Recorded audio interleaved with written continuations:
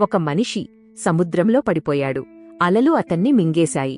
అందరూ అతను చనిపోయాడని అనుకున్నారు.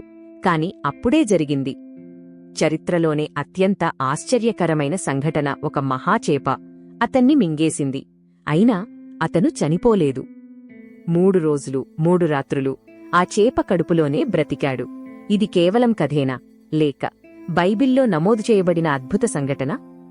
ఈరోజు యోనా అసాధ్యమైన జీవనగాథను తెలుసుకుందాం.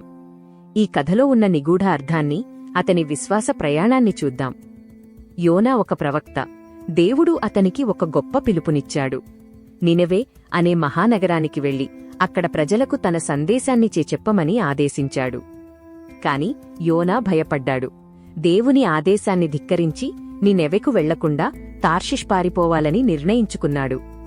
అతని ప్రయాణం ఎలా మొదలైంది? దేవుని సంకల్పం నుండి ఎలా తప్పించుకోవాలని ప్రయత్నించాడు? తదుపరి భాగంలో చూద్దాం. మర్చిపోకుండా ఫాలో అవ్వండి.